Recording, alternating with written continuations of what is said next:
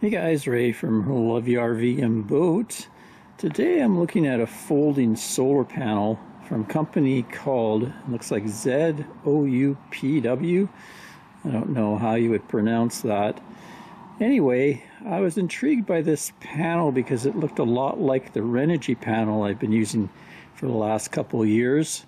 And it also came with a cord to plug into most any power station. So it's a sunny day today. I'm going to unpack it and we'll put it out and see what kind of wattage we can get into one of my portable power stations.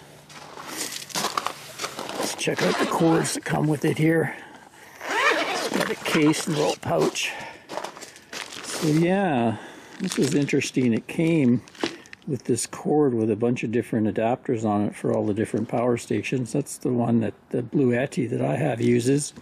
There's also the power pole connectors. It's very common in a lot of them. And then also your barrel connectors. Looks like they have a fairly a long cord as well.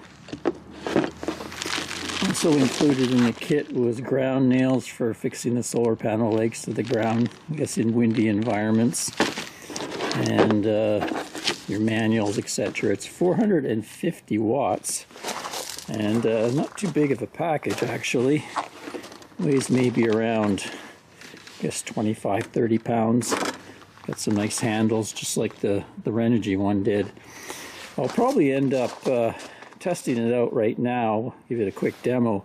And then once we get back on the boat in the summer, I'll use it like I did with the Renogy, where I hang it off the side of the boat when we're at anchor. And we'll be able to get more of a long-term test doing that. So there's out of its sleeve.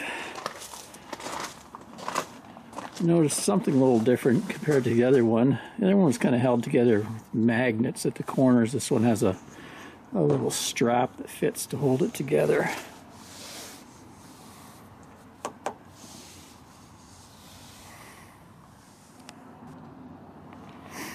There we are, unfolded. So yeah, the design is very similar to the Renogy. They kind of mount the panels on a fiberglass board, and then you have a metal frame around it. And then included in here is some stands that can be adjusted to different heights for your different angle to the sun. The pad down there. Here's your hookup. And everything is a waterproof, so you shouldn't have any problems with this out in the environment like rain. One thing I noticed they did a little different is the Renogy ran their wires through here. These guys have elected to have it inside, like here. So a little bit different. I think this one may be a little better design. I'm not sure. So far I haven't had any problems, but the wiring that runs through there could get crimped together. Now, this one actually goes through a couple grommets there.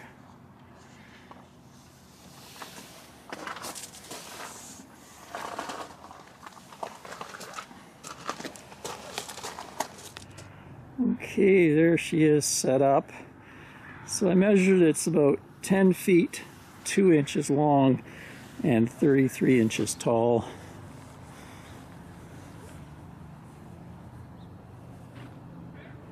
Hook her up and see what kind of power we're getting. It's kind of mid-January, so I don't know if the power is going to be that great. We're kind of have very low sun angle. Although it's a pretty bright sunny day today, so we should get a pretty decent harvest. So I give them good marks for including that nice long cord. Measured it's about 15 feet. It's a 12 gauge. Looks like it's rated for up to 300 volts. So not too bad. Got her plugged into my blue ETFE power station. And now we're pulling in about 340 watts. Not bad given the conditions in this almost midwinter. Gosh, you got a little bit of fog forming on the estuary here. So it seems to have a pretty good output. I imagine in full summer sun you would get pretty close to the max wattage out of those panels. So I set them up for max tilt, and now we're up to pretty close. I saw 360 watts briefly there. So like I say, not bad. This is like almost midday, and you can see the sun is barely above the horizon there, so we have quite a bit of atmosphere between us. I'm up around the 50th parallel latitude, so not getting really max sun, although in the summer it switches and we get really long days, so we get lots of solar harvest. Anyway, stay tuned and get the boat out in the spring, and I'll come back with an update on this once we get some, you know, somewhere around June where we're getting sort of the high sun, and see how much wattage they put out and kind of see how much harvest we can get out of them. One issue I had with the Renogees is I found they would come apart right here. Ended up having to add some silicone to keep that corner connected. But I noticed these ones have kind of an extra edge there, so that must have been a problem. So they've put in some extra reinforcement. Also, the seal looks a little nicer. On the Renegee, it almost looked like someone had gone along with a caulking gun, and I was getting a little bit of separation. I had to add my own sealant in there to keep the panel together. Also, kind of like on their connectors, they have the extra little tabs there, so you can just undo them easily with your fingers when you're disconnecting them. Kind of look at the specs here for you. You've got 450 watts, max power voltage 38.3 volts, max power current of 11.7 amps, open circuit voltage 45.9 volts, and short circuit current 12.4 amps. Cell type monocrystalline silicone, N type 182. So you just have to be careful if you get this panel that your power station or your solar controller can handle the voltage that it's going to put out.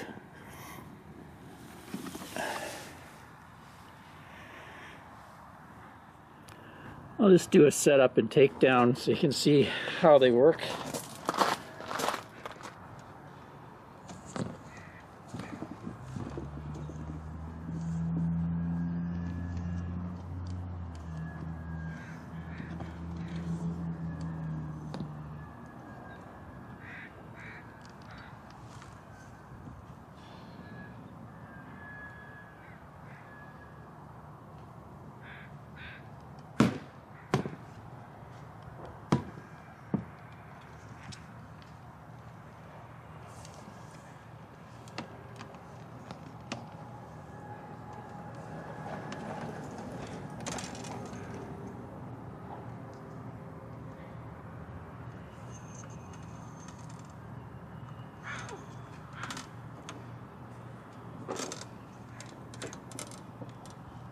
A closer look at the surface. So it's not a glass surface. It's sort of the same type of surface they use on the portable panels that are more flexible. But by mounting it on that fiberglass board and in this frame, it doesn't flex the panel as much, so you get longer lifespan.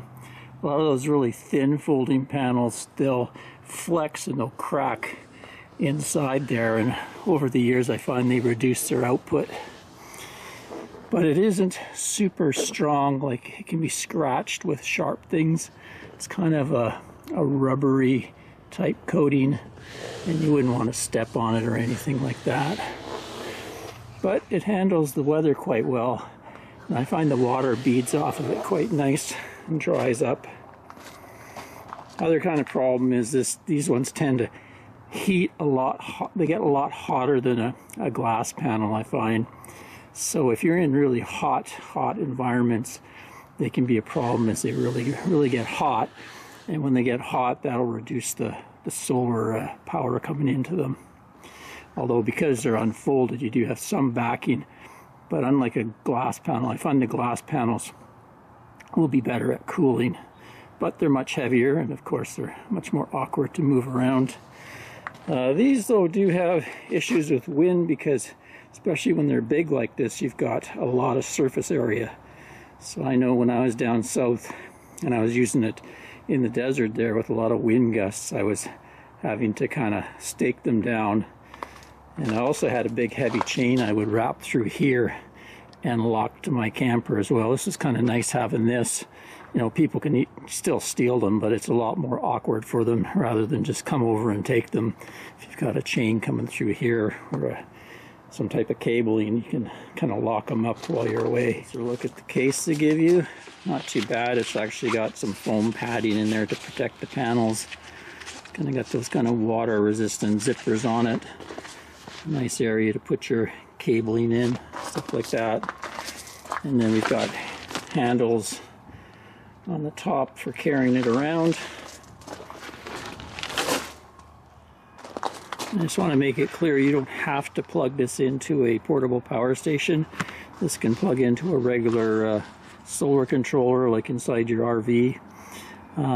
It doesn't have a solar controller built in, so you can't attach it to your batteries, but you can use the MC4 connectors there and plug it into most solar controller systems, as long as it matches the voltage, which most of them do now. Most of them are MPPT type controllers that go anywhere from about 15-20 volts all the way up to even to 100 volts, so it should match pretty well any of those.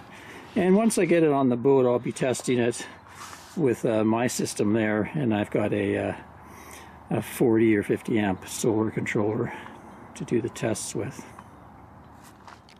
It is all sewed up back in its cover.